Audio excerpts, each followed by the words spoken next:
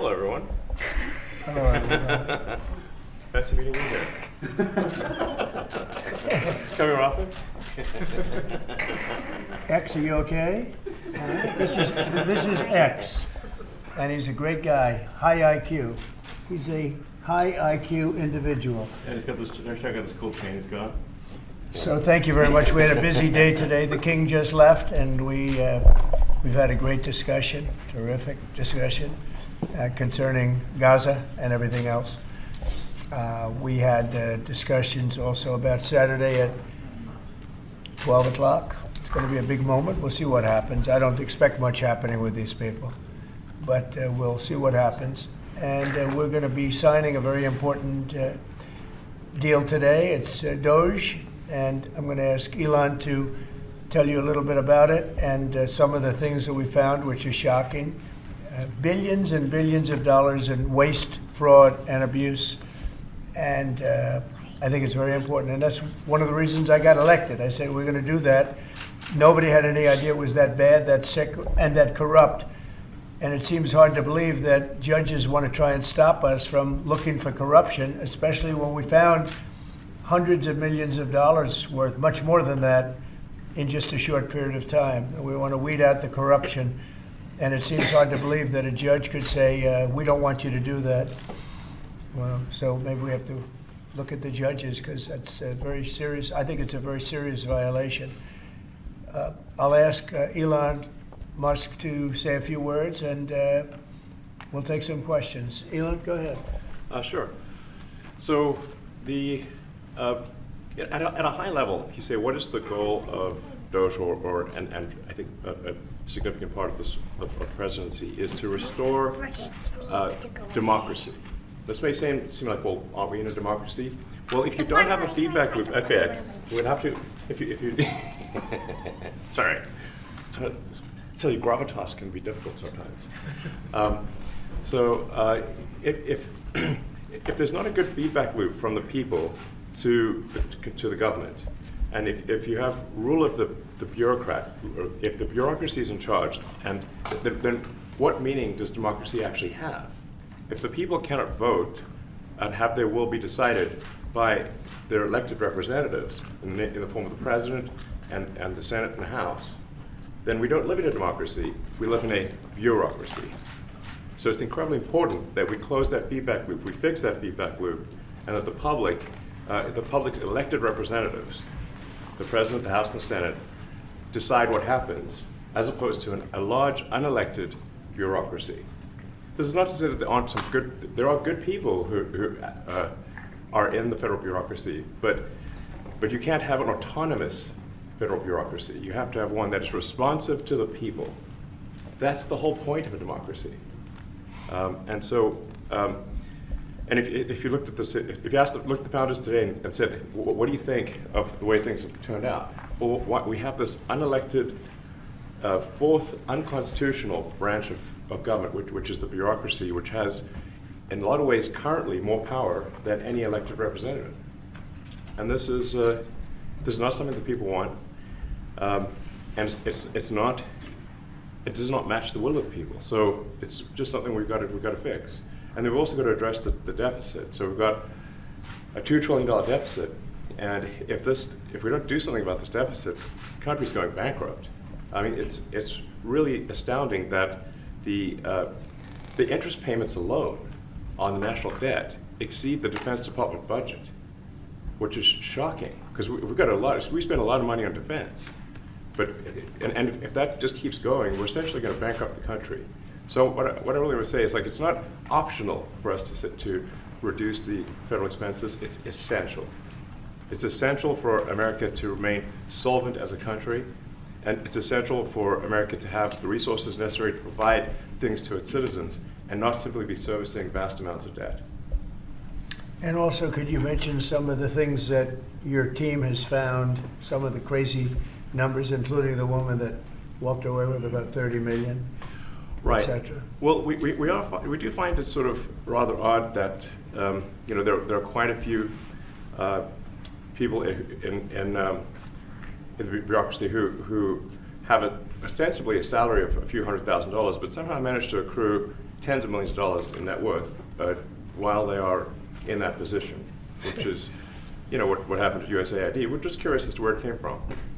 Maybe they're very good at investing, in which case we should take their investment advice, perhaps. But there seems to be mysteriously they get wealthy. We don't know why. Where does it come from? And I think the reality is that they're getting wealthy at the taxpayer expense. That's the honest truth of it. So, we're looking at, say, if you look at, say Treasury, for example, basic controls that should be in place, that are in place in any company, such as making sure that any given payment has a payment categorization code, that there is a comment field that describes the payment, and that if a payment is on the do not pay list, that you don't actually pay it. None of those things are true currently. So the reason that departments can't pass audits is because the payments don't have a categorization code. It's like just a massive number of blank checks just flying out the building. So you can't reconcile blank checks. You've got comment fields that are also blank, so you don't know why the payment was made. And then we've got this truly absurd, a do not pay list, which can take up to a year for an organization to get on a do not pay list. And this, we're talking about terrorist organizations, we're talking about known fraudsters, known aspects of waste, known things that do not match any congressional appropriation, can take up to a year to get on the list, and even once on the list is not used. It's mind-blowing. So what we're talking about here, we're really just talking about adding common sense controls that should be present, that haven't been present. So you say, like, well, how could such a thing arise? That seems crazy. When you understand that really everything is geared towards complaint minimization, so then you understand the motivations. So if people receive money, they don't complain, obviously. But if people don't receive money, they do complain. And the fraudsters complain the loudest and the fastest. So then when you understand that, then it makes sense. Oh, that's why everything they approve all the payments at Treasury. Because if you approve all the payments, you don't get complaints. But now we're saying that, no, actually, we are going to complain. If money is spent badly, if your taxpayer dollars are not spent in a sensible and frugal manner, then that's not okay. Your tax dollars need to be spent wisely on things that matter to the people. I mean, these things, it's just common sense. It's not draconian or radical, I think. It's really just saying, let's look at each of the expenditures and say, is this actually in the best interest of the people? And if it is, it's approved. If it's not, we should think about it. So, there's crazy things like just cursory examination of Social Security, and we've got people in there that are 150 years old. Now, do you know anyone who's 150? I don't. Okay. They should be on the Guinness Book of World Records. They're missing out. So, that's a case where, I think they're probably dead. It's my guess. Or they should be very famous, one of the two. And then there's a whole bunch of Social Security payments where there's no identifying information. Well, why is there no identifying information? Obviously, we want to make sure that people who deserve to receive Social Security do receive it, and that they receive it quickly and accurately. Also, another crazy thing. So, one of the things is we are trying to sort of right-size the federal bureaucracy, just make sure that this. Obviously, there need to be a lot of people working for the federal government, but not as many as currently. So we're saying, let's, if people can retire, with full benefits and everything, that would be good. They can retire, get their retirement payments, everything. And then we were told, this is actually, I think, a great anecdote, because we're told the most number of people that could retire possibly in a month is 10,000. We're like, well, why is that? Well, because all the retirement paperwork is manual on paper. It's manually calculated, then written down on a piece of paper. Then it goes down a mine. And what do you mean a mine? There's a limestone mine where we store all the retirement paperwork. And you look at a picture of this mine. We'll post some pictures afterwards. And this mine looks like something out of the 50s because it was started in 1955. So it looks like it's like a time warp.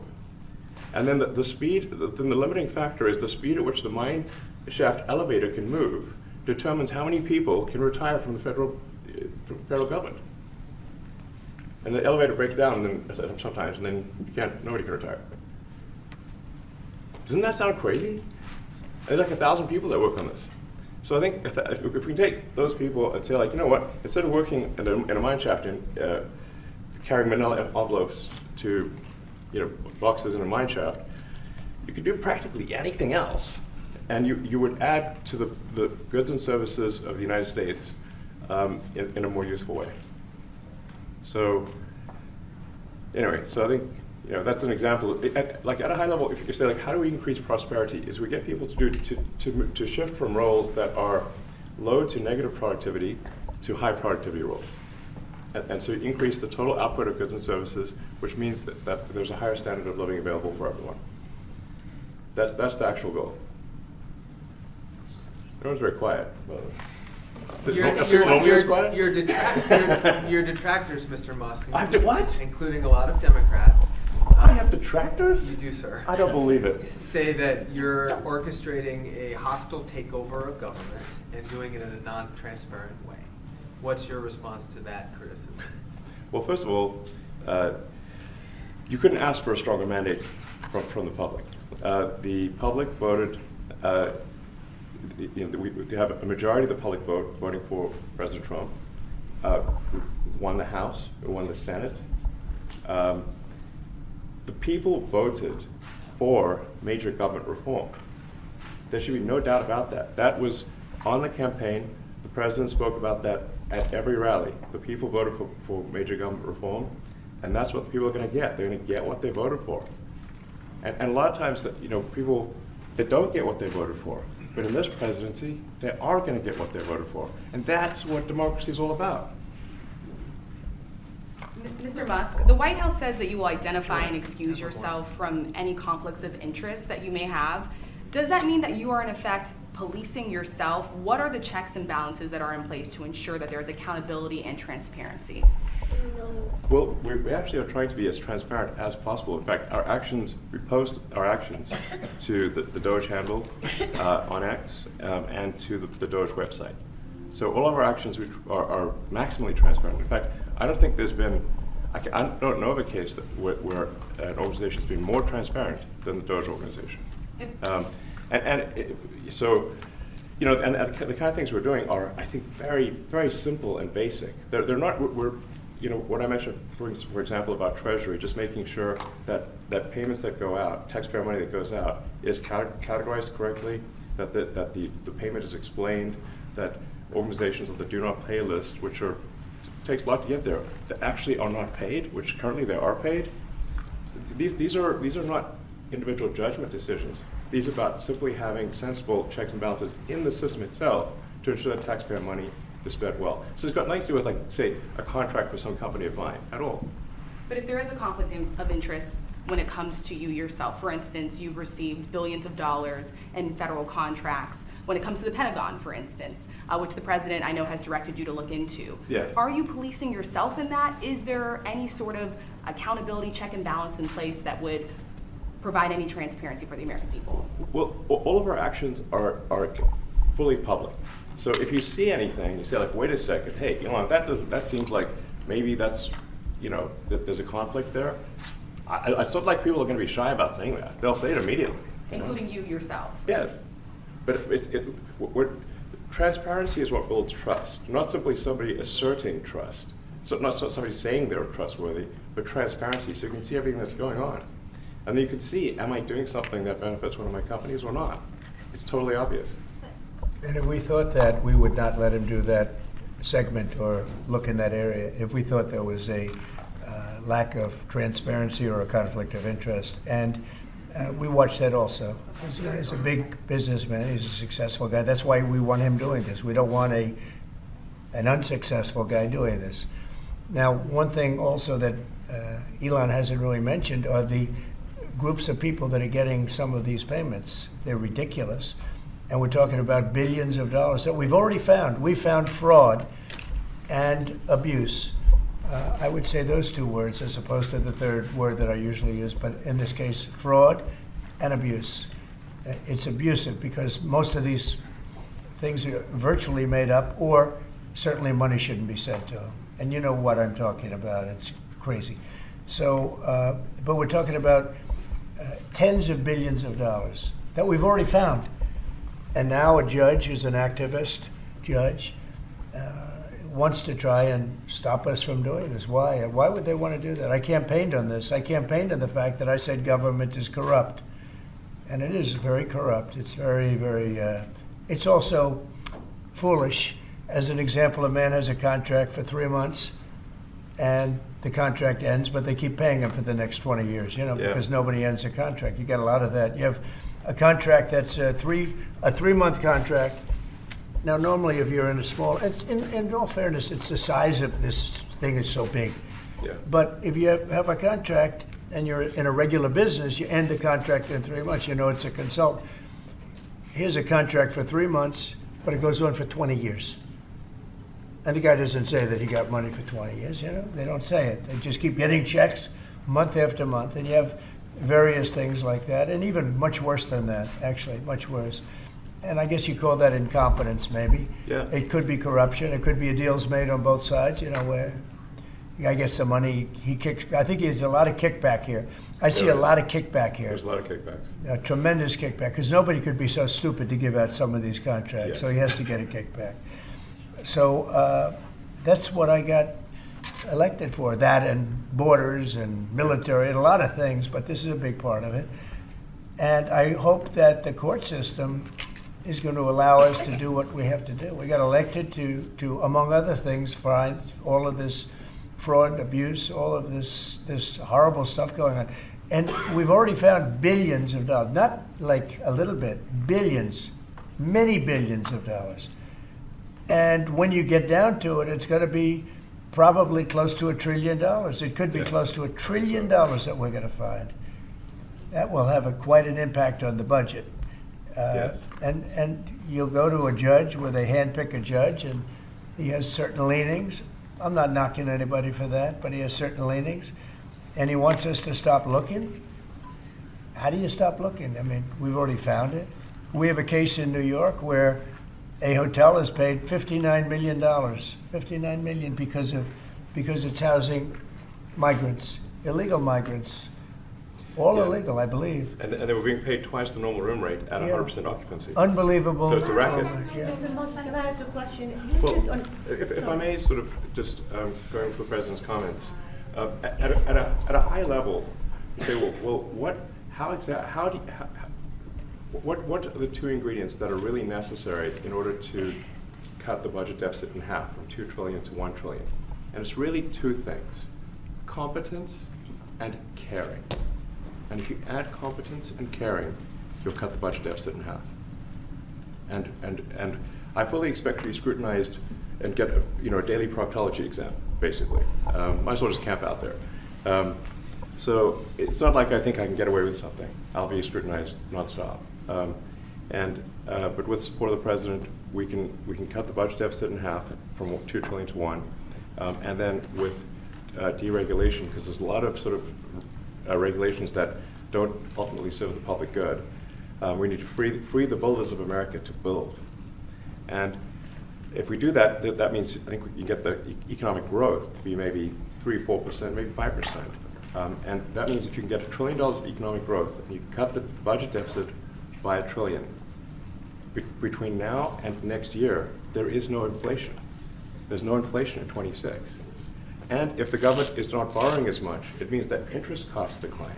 So everyone's the mortgage, their car payment, their credit card bills, anything, their student debt, the monthly payments drop.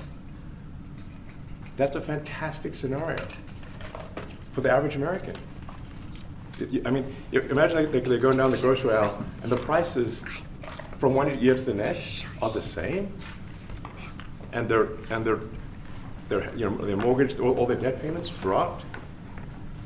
How great is that for the average American? We had That's no already- idea. We had no idea we were going to find this much, and it's open. It's not like complicated. It's not that simple stuff. complicated.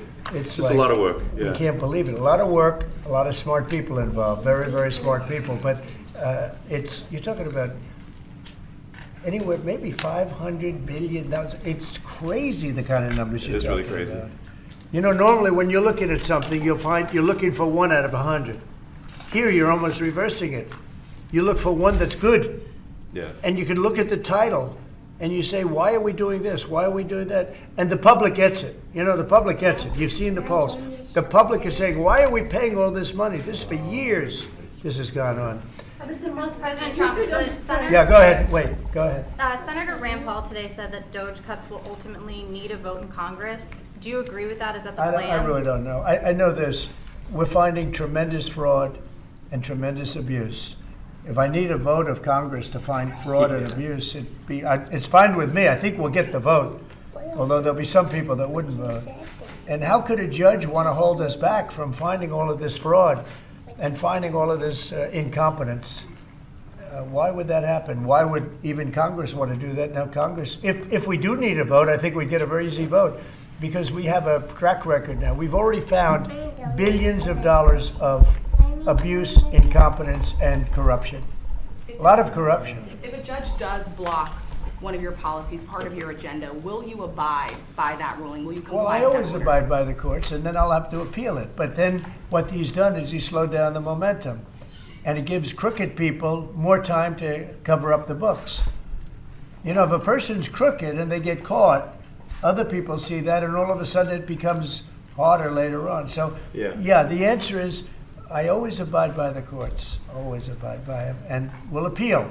On the But buy- appeals take a long time, and I would Yeah. hope that a judge, if you go into a judge and you show him, here's a corrupt situation, we have a check to be sent, but we found it to be corrupt. Do you want us to send this Yeah, corrupt check to a exactly. person, or do you want us not to give it and give it back to the taxpayer? I would hope a judge would say, don't send it, give it back to the taxpayer. Yeah, if I can add to that, what we're finding is that a bunch of the fraud is not even going to Americans. So I think we can all agree that if there's going to be fraud, it should at least go to Americans. But a bunch of the fraud rings that are operating in the United States and taking advantage of the federal government, especially in the entitlements programs, are actually foreign fraud rings. They're operating in other countries and actually exporting money to other countries. We should stop that. Mr. Musk, you And said, this is big numbers. Talking about $100 to $200 billion a year. Sure. Serious money. Mr. Musk, you said on X Yeah. that an example of the fraud that you have cited was $50 million of condoms was sent to Gaza. But after fact check this, apparently Gaza in Mozambique, and the program was to protect them against HIV. So can you correct the statements? It wasn't sent to Hamas actually. It was sent to Mozambique, which makes sense why condoms was sent there. Yeah. And how can we make sure that all the statements that you said were correct, so we can trust what you say? Well, first of all, some of the things that I say will be incorrect and should be corrected. So nobody's going to bat 1,000. I mean, we will make mistakes, but we'll act quickly to correct any mistakes. I'm not sure we should be sending $50 million worth of condoms to anywhere, frankly. I'm not sure that's something Americans would be really excited about. And that is really an enormous number of condoms, if you think about it. But if it went to Mozambique instead of Gaza, I'm like, okay, that's not as bad, but still, why are we doing that? Mr. Musk, can you talk a little bit about how closely you're working with agency heads as you're directing these cuts? Do they have how much input do agency heads have when you're making these decisions? Yeah, we work closely with the agency heads, there are sort of checks in place. So it's not just us just going in and doing things willy-nilly. It's in partnership with the agency heads, and I check frequently with the president to make sure that this is what the president wants to have happen.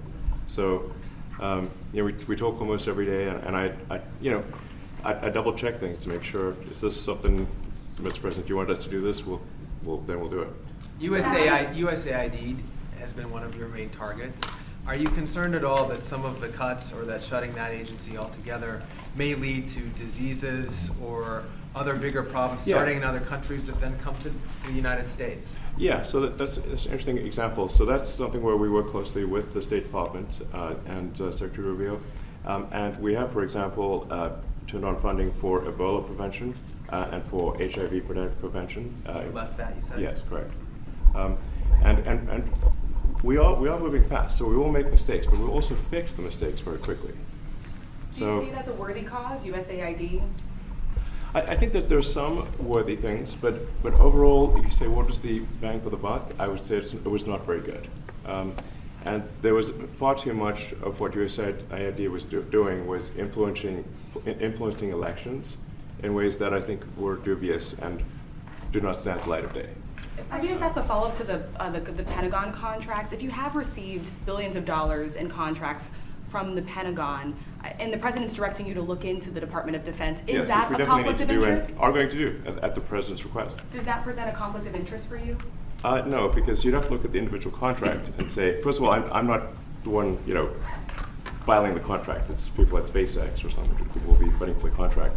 And I'd like to say, if you see any contract where where it was awarded to SpaceX and it wasn't by far the best value for money for the taxpayer, let me know, because every one of them was. The president said the other day that you might look at treasuries. Could you explain that a little bit? What kind of fraud, and that question goes to both of you, what kind of fraud are you expecting to see or do you see right now in U.S. treasuries?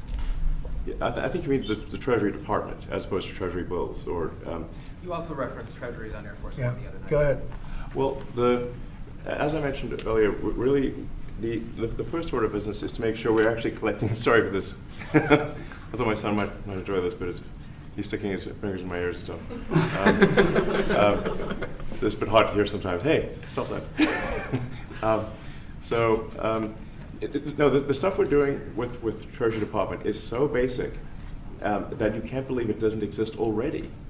So for example, like I mentioned, just making sure that when a payment goes out, it has to have a payment categorization code. It's like, what type of payment is this? You can't just leave the field blank. Currently, many payments, the field is left blank.